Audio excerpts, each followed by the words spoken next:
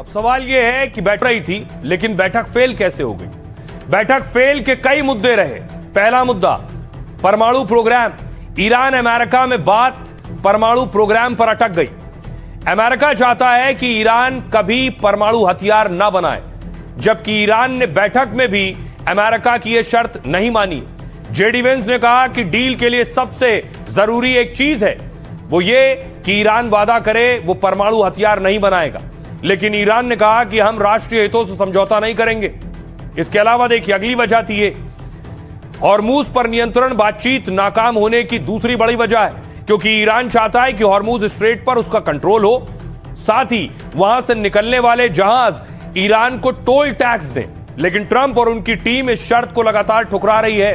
Trump पर Hormuz खुलवाने का दबाव है, क्योंकि ये एक बहुत अहम रास्ता है, जबकि ईरान के लिए हॉर्मूज एक सबसे बड़ा हथियार है, जिसे बंद करने से तेल सप्लाई ठप होगी और वो दबाव बना सकेगा। अगली वजह थी लेबनान में इजराइल के हमलों पर रस्साकशी चल रही। ईरान ने कहा कि लेबनान को भी सीज फायर में शामिल करो। काफी हद तक अमेरिका तैयार है, लेकिन इजराइल राजी नहीं हुआ। तभी तो बैठक के दौरान भी इजराइल हिजबुल्लाह में हमले जारी थे। एक और बड़ी वजह आर्थिक प्रतिबंध। ईरान पर अमेरिका ने सालों से कई आर्थिक प्रतिबंध लगा रखे हैं। अरबों रुपए की ईरानी संपत्ति और बैंक खातों को फ्रीज कर रखा है। दावा यह है कि विदेशी बैंकों में ईरान की 55,000 करोड़ की संपत्ति जब्त हुई है। ईरान की शर्त है कि प्रतिबंध हटे और पैसा मिले, लेकिन अमेरिका इस पर नहीं माना है। ट्रंप को डर यह है कि ईरान को पैसा मिला तो वो और हथियार पर खर्च करेगा। अगली एक और वजह जो बैठक फ्लॉप हुई, नुकसान की भरपाई। ईरान की मांग यह है कि अमेरिका उसके नुकसान की भरपाई करे, मतलब युद्ध में जो तबाही मचाई है उसके बदले अरबों रुपए दे। मुआवजे की डिमांड पर अब तक कोई ठोस फैसला नहीं हुआ है। यह वजह रही कि यह बैठक फ्लॉप हो गई। आइए अब आपको सुनवाऊं बैठक में शामिल अमेरिकी उपराष्ट्रपति जेडी वेंस को सुनिए। बुरी खबर यह है कि हम कोई समझौता नहीं कर पाए हैं, और मुझे लगता है कि यह ईरान के लिए अमेरिका की तुलना में कहीं ज्यादा बुरी खबर है। इसलिए हम बिना किसी समझौते के अमेरिका वापस जा रहे हैं। हम कुछ बातों पर उनको रियायत देने को तैयार हैं, लेकिन कुछ बातों पर बिल्कुल भी रियायत नहीं देंगे। हमें एक पक्का कमिटमेंट चाहिए कि वे परमाणु हथियार हासिल करने की कोशिश नहीं करेंगे, और न ही ऐसे किसी उपकरण या साधनों की तलाश करेंगे जिनकी मदद से वे जल्दी से परमाणु हथियार बना सकें। देखें, ईरानी तो पहले से एक्सपेक्टेड था कि वो देख रहे थे कि इंटेंशंस यूएस की कभी भी पलट सकती है, एंड दे वर एक्सपेक्टिंग कि यूनाइटेड स्टेट्स जो है वो कुछ भी कर सकता है। और पहले से इसके ऊपर शक था ईरानियों को। कालीबाफ साहब जब गए पाकिस्तान, तो उन्होंने जब कहा कि हम पॉजिटिव नोट के साथ आ रहे हैं, but we do not trust the American. वो अमेरिकन को ट्रस्ट नहीं करते, और हमने अभी यही देखा कि अमेरिका जो है वो कबूल करने के लिए राजी नहीं है किसी भी चीज को। ना उन्होंने लेबनान के इशू के ऊपर और दूसरे रेजिस्टेंस ग्रुप्स के ऊपर कोई श्योरिटी दी, ना उन्होंने स्ट्रेट ऑफ हॉर्मोज के ऊपर जो है वो किसी भी तरीके से कॉम्प्रोमाइज किया, because the American essentially wanted, जो मुझे लगता है कि उनको चाहिए था, उनको वो चाहते थे कि वहां पे उनकी नेवी प्रेजेंस हो, नेवल प्रेजेंस हो। तो बातचीत फेल हो गई, लेकिन ट्रंप ने तैयारी कर ली है, किसी भी हाल में उन्हें हॉर्मूज खोलना है। और हॉर्मूज खोलने के लिए देखिए अमेरिका ने शिप उतार दिया है। ये यूएस पीटरसन, जो माइंस बिछी हुई है समंदर में, ईरान ने जो माइंस बिछाई हैं उन माइंस को हटाने का काम यूएसएस पीटरसन को मिला हुआ है, जो हॉर्मूज के समंदर में इस वक्त आप देख पा रहे हैं। अमेरिका ने ये विध्वंसक उतारा, इसे डिस्ट्रॉयर कहते हैं, और ये जो भी माइंस समंदर के अंदर है उसे तबाह करने की ताकत रखता है। इसके अलावा देखिए अमेरिका ने यूएसएस मर्फी भी उतार दिया है। ये है यूएसएस मर्फी, ये भी हॉर्मूज के समंदर में। इसकी भी ड्यूटी ये है कि जो समंदर के अंदर माइंस हैं जिससे धमाके हो सकते हैं, उसे तबाह कर दे समंदर में।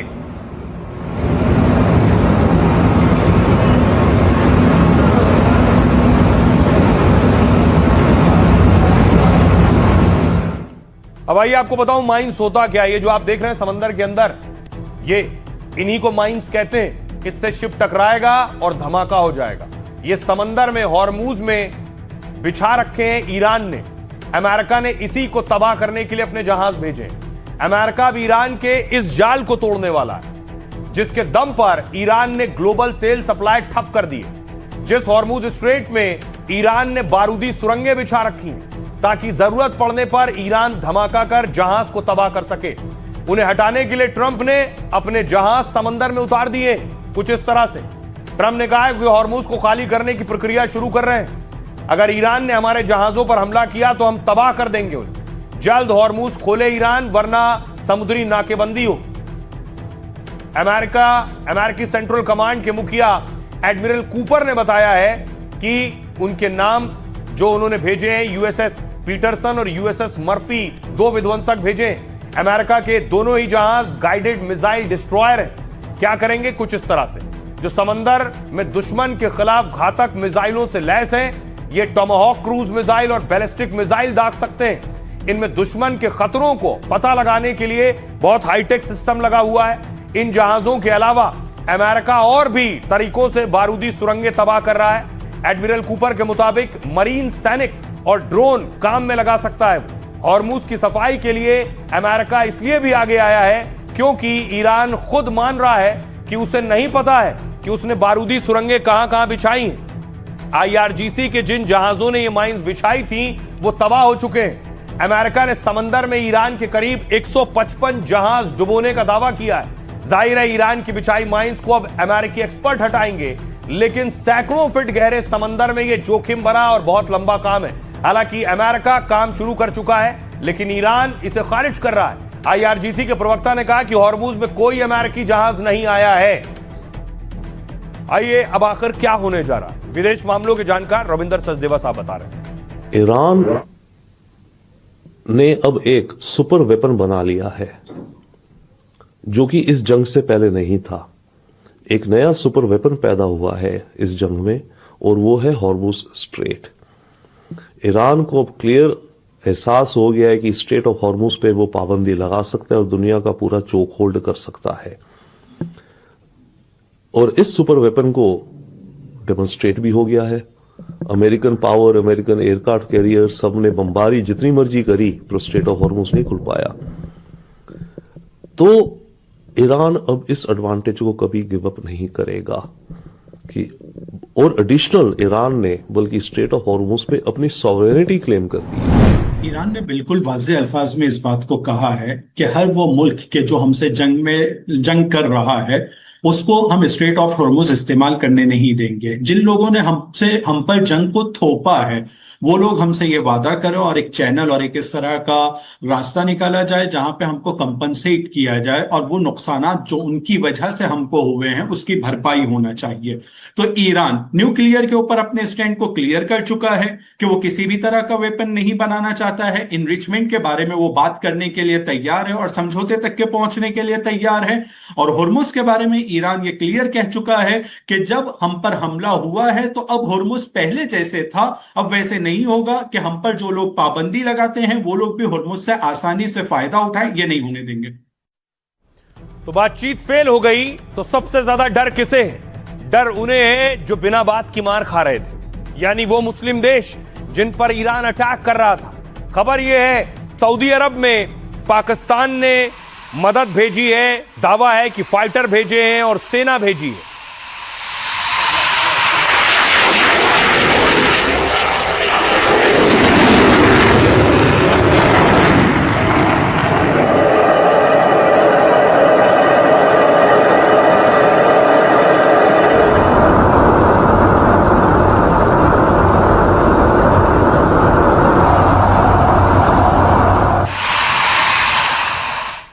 ईरान अमेरिका में सुलह कराने में नाकाम हो गया पाकिस्तान, मतलब मिडिल ईस्ट की जंग रुकवाने के उसके मंसूबे फेल हो गए। लेकिन क्या अब पाक ने ईरान के खिलाफ चढ़ाई का मन बना लिया है? ऐसा इसलिए कहा जा रहा है क्योंकि पाक ने अपनी सेना, अपने फाइटर भेज दिए। सऊदी में पाकिस्तान ने फाइटर जेट और जवानों को उतार दिया है। सऊदी रक्षा मंत्रालय के मुताबिक पाकिस्तान के फाइटर जेट सऊदी अरब के किंग अब्दुल अजीज एयरबेस पर आ चुके हैं। पाक के फाइटर जेट के साथ सपोर्ट एयरक्राफ्ट भी पहुंच गए हैं। और इतना ही नहीं, दावा यह भी है कि पाकिस्तान ने 13,000 सैनिक भी भेजे हैं। यह फैसला पाकिस्तान सऊदी के बीच रक्षा समझौते के तहत हुआ है, क्योंकि पिछले साल सितंबर में दोनों देशों में जो डील हुई थी उसके मुताबिक एक देश पर हमला दोनों देशों पर हमला माना जाएगा। यानी ईरान सऊदी अरब पर हमला करेगा तो पाक सुरक्षा दे सकता है। हालांकि इसकी पुष्टि, आधिकारिक पुष्टि नहीं हुई है, लेकिन मकसद यही है कि पाकिस्तान के पास F-16, F-17 जैसे फाइटर जेट है। F-16 जेट उसे अमेरिका ने दिया है जो करीब 150 करोड़ का है। वहीं JF-17 पाक चीन ने मिलकर बनाया है। जो 250 करोड़ तक का है। सैकड़ों करोड़ के विमान लगाकर पाक सऊदी से मोटा पैसा वसूलेगा इस मंशा में। आइए अब आपको सुनवाता हूं, सुनिए जरा पाकिस्तानी पत्रकार इस पर क्या सोच रहे हैं। सऊदी अरब में पाकिस्तान की फौजें, ये बिल्कुल कल सऊदी वजारत दिफा ने पहली मरतबा इस बात की तस्दीक की है, और ये फौजें पाकिस्तान की एयरफोर्स और पाकिस्तान की मिलिट्री वहां पे इसलिए लगाई गई है कि दोनों सऊदी अरब और पाकिस्तान के दरमियान दिफाई माहिदा मौजूद है। और ये बहुत अरसे से कहा जा रहा था पाकिस्तान से कि जो सऊदीया और पाकिस्तान के दरमियान दिफाई माहिदा है इसे मौसर किया जाए। और चूंकि सऊदी अरब के ऊपर आपने देखा कि बड़ी तादाद में ईरान की जानिब से रॉकेट्स फायर किए गए, बड़े वहां पे बहुत हमले हुए, तो उसका मकसद ये था बुनियादी तौर पे, क्योंकि एक माहिदा दोनों मुल्कों के दरमियान, तो ये जो फौजें गई हैं पाकिस्तान की, और सऊदी वजारत दिफा ने इस बात की तस्दीक की है बुनियादी तौर पे जो सऊदी अरब की जो हसास तरीन तंसीबात हैं उनकी सिक्योरिटी के लिए। अब देखिए, जंग फ्लॉप हुई तो इसका गुस्सा भी था। जंग और शर्त एक साथ चल रही थी कि शर्त मानी जाएगी तो जंग रुकेगी। अब देखिए, गिलगिट बाल्टिस्तान में प्रदर्शन हो रहा। ये स्कार्दू की तस्वीरें मैं आपको दिखा रहा हूं। मुर्दाबाद मुर्दाबाद मुर्दाबाद मुर्दाबाद।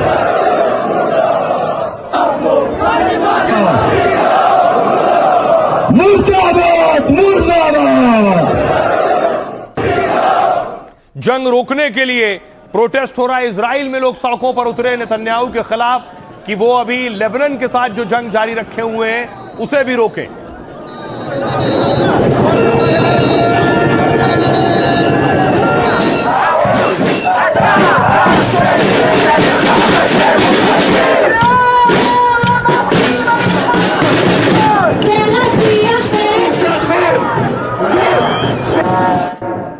और खुद लेबनान में भी नेतन्याहू के खिलाफ लोग सड़कों पर उतरे और प्रोटेस्ट कर रहे थे, प्रदर्शन कर रहे थे।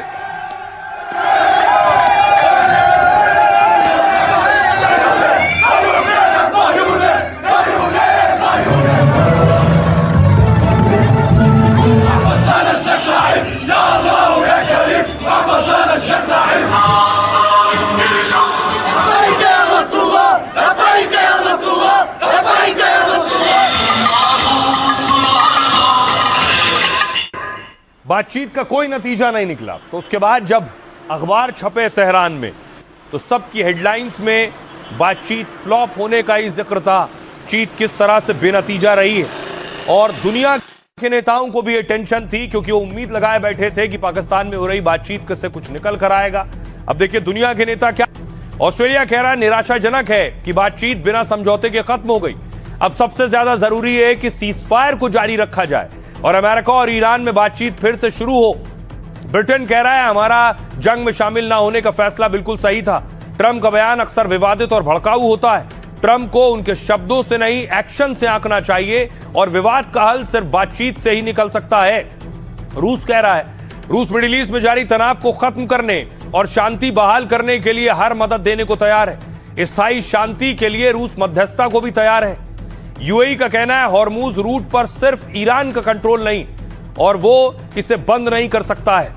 हॉर्मूज पर रुकावट का असर दुनिया पर पड़ेगा। ओमान का कहना है हालात को बिगड़ने से रोकना जरूरी है। ईरान अमेरिका बातचीत से ही समाधान निकालें और संघर्ष विराम जारी रखने पर फैसला लें। ये वो देश हैं जो सबसे ज्यादा प्रभावित हैं हॉर्मूज रूट के बंद होने से। सुनिए जरा क्या कुछ कह रहे हैं भारतीय सियासतदान। अफसोसनाक है और पूरे विश्व के लिए, क्योंकि ये जो वेस्ट एशिया की जो लड़ाई है अमेरिका, ईरान और इसराइल के बीच में, इसका असर और इसका प्रभाव पूरी दुनिया में पड़ रहा है, दुनिया की अर्थव्यवस्था में पड़ रहा है। एक फेल्ड स्टेट है पाकिस्तान, वहाँ पे कोई चीज़ आज तक सक्सेस मिला है? कुछ भी होगा तो फेल ही होगा। ऐसे हम शांति के पक्ष में हैं, अमन के पक्ष में हैं, लेकिन पाकिस्तान और अमन और शांति वहाँ से निकल नहीं सकती। मुझे तो खुशी है कि ईरान अपनी शर्तों पे डटा रहा और इसको अमेरिका को खाली हाथ वापस जाना पड़ा, मगर अभी बातचीत खत्म नहीं हुई है जी। अभी 15 दिन तक जो इन्होंने सीज फायर का ऐलान किया है, इसमें अभी और आगे पीछे होगा।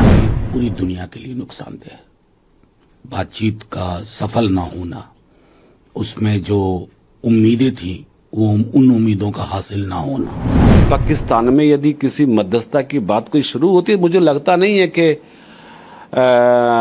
मध्य एशिया के देशों की कंसेंसस बन पाएगी। इसलिए अभी मेरे ख्याल से भारत उस पर इंतजार कर रहा है। और प्रधानमंत्री नरेंद्र मोदी जी ने चूंकि युद्ध विराम के प्रयास की प्रशंसा करते हुए इस बात को भी कहा था कि अब पश्चिमी एशिया में शांति होनी चाहिए, चूंकि भारत शांति का पक्षधर है, ताकि वैश्विक स्तर पर कठिनाइयों का सामना दुनिया को ना करना पड़े। मामलात के ऊपर जो चर्चा होनी थी काफ़ी हद तक चर्चा हुई है और एक जो बातचीत का रास्ता है वो खुला है और हम उम्मीद करते हैं कि इसके सकारात्मक नतीजे आने चाहिए, चूंकि युद्ध किसी भी सूरत में अच्छा नहीं है।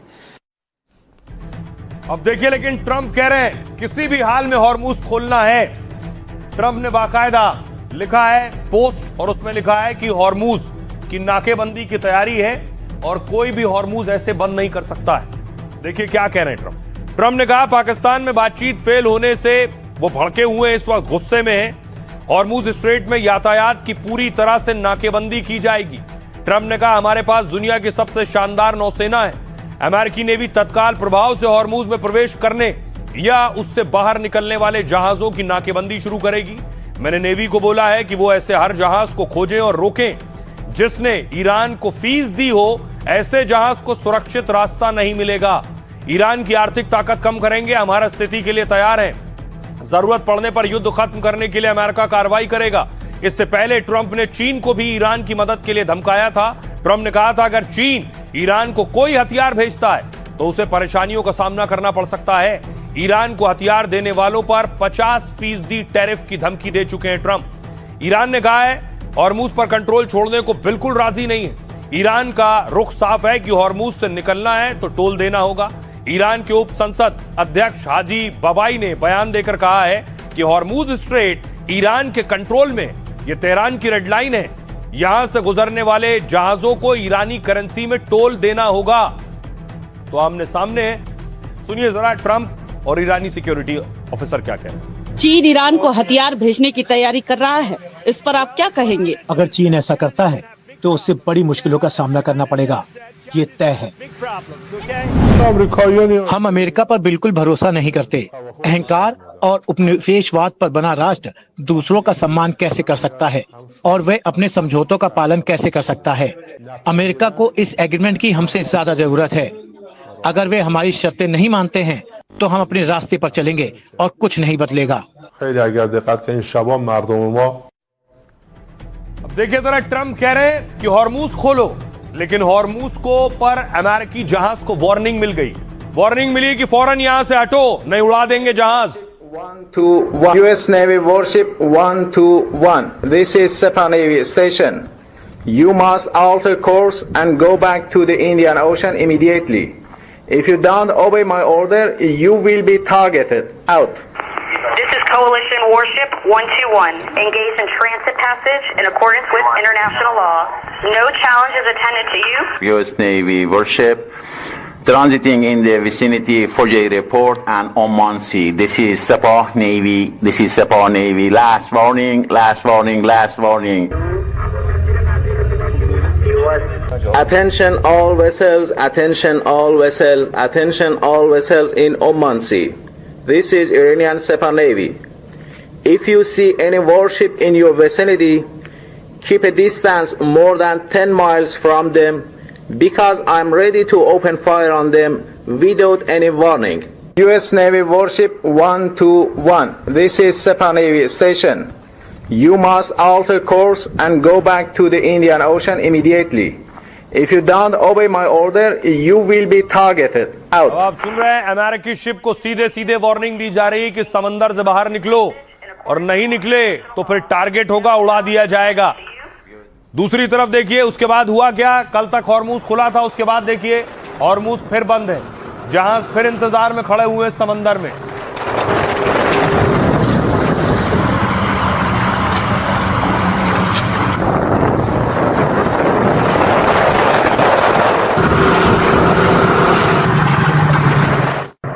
तो अब आखिर हॉर्मूज पर क्या होगा? तेल और गैस कैसे निकलेगा? क्या करने वाला ईरान? बातचीत और डील की कोशिश चल रही थी तो हॉर्मूज खुल रहा था। शनिवार को जब ईरान अमेरिका में जंग रोकने पर बात हो रही थी, तब हॉर्मूज से 60 लाख बैरल कच्चा तेल लेकर जहाज निकले। 2 चीन और ग्रीस के ऑयल टैंकर समेत कुल 16 जहाज निकले यहां से। जंग के बीच पहली बार 2 अमेरिकी शिप भी हॉर्मूज से गुजरे। वॉल स्ट्रीट की रिपोर्ट के मुताबिक अमेरिकी नौसेना ने धमकी दी तो मगर इसके बावजूद 2 अमेरिकी वॉरशिप सुरक्षित हॉर्मूज पार कर गए। लेकिन जैसे ही बातचीत नाकाम हुई, हॉर्मूज पर ईरान सख्त हो गया। ईरानी नौसेना ने अमेरिकी जहाज को हॉर्मूज पार करने से रोक दिया। फार्स न्यूज एजेंसी के मुताबिक अमेरिकी जहाज फुजैरा बंदरगाह से निकला था। यह हॉर्मूज की ओर बढ़ रहा था, जिसकी जानकारी पाक के जरिए अमेरिका को दी गई और कहा गया कि जहाज आगे बढ़ा तो उस पर हमला कर दिया जाएगा। खबर है कि इसके बाद अमेरिकी जहाज हॉर्मूज से वापस लौट गया है। ईरान ने हॉर्मूज रूट को फिर से बंद करने की धमकी दी है। हालांकि इस बीच भारत का जहाज जग विक्रम सेफ जोन में पहुंच गया है। एलपीजी टैंकर वाला भारतीय जहाज अब अरब सागर में पहुंच चुका है। लेकिन अमेरिकी जहाजों के लिए ईरान ने समंदर में लाल रेखा फिर से खींच दी है। सुनिए जरा सऊदी के पत्रकार क्या कह रहे हैं, क्योंकि सऊदी का तेल रूट भी ये है। उनके पत्रकार और सऊदी के लिए भी टेंशन बढ़ गई है। सुनिए। मुझे समझ ये नहीं आता कि अमेरिका हर जगह अपनी टांग क्यों अड़ाए हुए है। उसको क्यों लगता है कि वो हर जगह पे अपनी सुप्रीमेसी दिखा सकता है। अब तक ऑयल पेट्रो डॉलर्स में जो डील होता है वही दुनिया के लिए एक इस वक्त परेशानी का बायस बन चुका है। ईरान इस वक्त अपनी अस्तित्व की लड़ाई भी लड़ रहा है और अपनी प्रोटेक्शन भी कर रहा है। और ये बॉर्डर ईरान और ओमान दोनों कंट्रीज के साथ जुड़ता है। दोनों कंट्रीज मिलके इसको कंट्रोल कर सकती है। अमेरिका को इसके ऊपर कंट्रोल किस हिसाब से आ सकता है। इस वॉर के बाद जो अनप्रोवोक्ड थी, जो प्रीएम्प्टिव अटैक्स हुए थे, उसके बाद ईरान का ये सोचना बिल्कुल सही है कि अगर स्ट्रेट ऑफ हॉर्मुज खोल दिया गया, हमारा नेवल एक्टिविटीज वहां पे नहीं हमारे ऊपर कंट्रोल रहेगा, कोई भी आके वहां उनके ऊपर बैठ जाएगा, पहली बात। और दूसरी बात ये कि ईरान के पास टॉकिंग पॉइंट के लिए इस वक्त straight of Hormuz most important चीज है। अमेरिका और इजराइल ने जो अनप्रोवोक्ड अटैक किए ईरान के ऊपर, उसकी वजह से ये हो रहा है। पहले तो स्ट्रेट ऑफ हॉर्मुज कन्वर्सेशन का नहीं पार्ट था। 2 हफ्ते का सीजफायर खत्म होते ही क्या फिर से जंग शुरू होगी, क्योंकि नेतन्याहू रुक नहीं रहे और इजराइल की शर्त यही है, ईरान की शर्त है इजराइल पर कि लेबनान पर हमले रोके। ये इजरायली अटैक देख रहे हैं लेबनान पर, हिजबुल्लाह पर इजराइल ने फिर धमाका करा है।